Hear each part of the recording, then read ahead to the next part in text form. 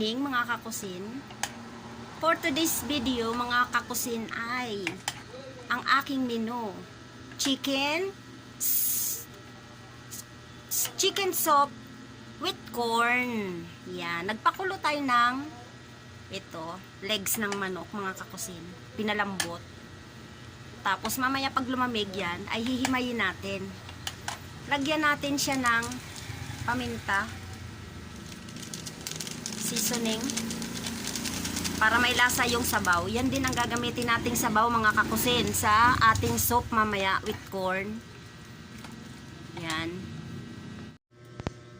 At yung ito na nga kakusin yung mais na ihahalo natin sa ating soup, chicken soup. Gayatin natin papaganito mga kakusin. Yan. Ganito lang po mga kakusin. Hiwain natin. Yadya din natin ganon.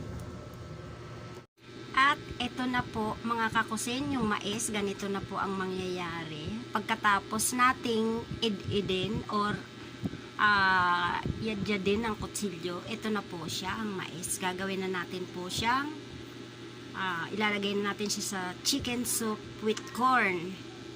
Magpainit na po tayo ng kawali mga kakusin. Lagyan natin ng mantika. Atin ang igigisa ang ating chicken soup with corn. Yan. May mantika na siya. Ilagay na natin mga kakusin ang bawang. Pasensya na kayo mga kakusin. Maingay yung mga sasakyan. Igisa na natin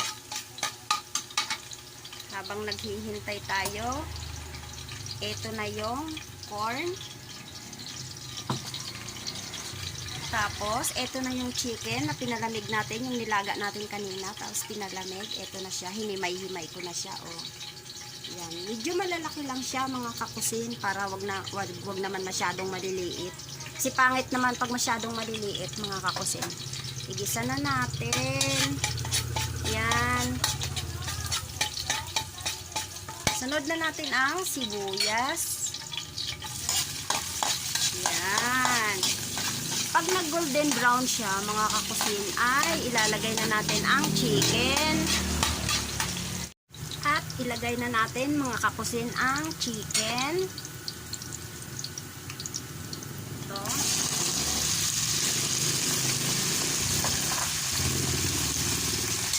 Haluin natin mga kakusin.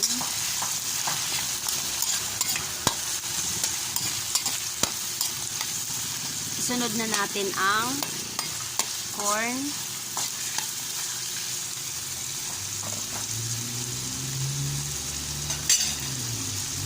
Ito siya mga kakusin.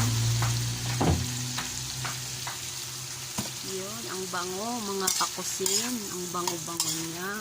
Lalo na ito mamaya pag naluto.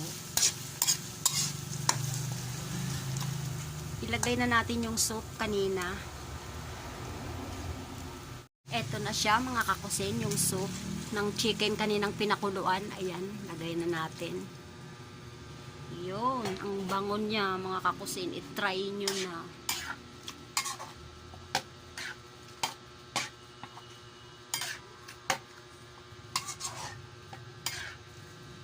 Ang sarap mga kakusin yan. Lagyan na pa natin yan ng chicken cubes mga kakusin. At ito na nga mga kakusin, yung aking chicken soup with corn. Luto na po siya. Pinakuluan ko na. Luto na rin yung mais, pati yung manok. Ngayon ay lagyan na natin ng spring onion para pampasarap at pampabango. Yan, wow, ang bango mga kakusin, ang sarap. Alam niyo mga kakusin, kapag gusto niyo makatipid at gusto niyo ng masarap na soup, ganito lang ang gawin niyo. Bumili lang kayo ng kahit isang breast lang na chicken, tapos pakuluan niyo.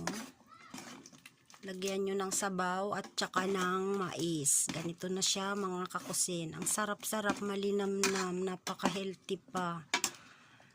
Gusto nyo makatipid ng ulam, manok na at tsaka healthy pa. Ganito lang ang lutuin nyo mga kakusin. Yan, luto na po siya. Ito ay sa version ko, Erlinda Cuisine Vlog. Magluto na rin kayo sa inyong mga kusina at sa aking mga subscriber. Maraming salamat sa inyo. Yung mga hindi pa nakasubscribe dyan, please naman subscribe na kayo at pakiclick na rin ang notification bell para lagi kayong update sa aking mga lulutuin. Ang aking mga menu ay mga tipid tips, mga kakusin. Bye bye, maraming salamat. Tayo ay kumain na. Ang sarap ang bango pa. Bye mga kakusin.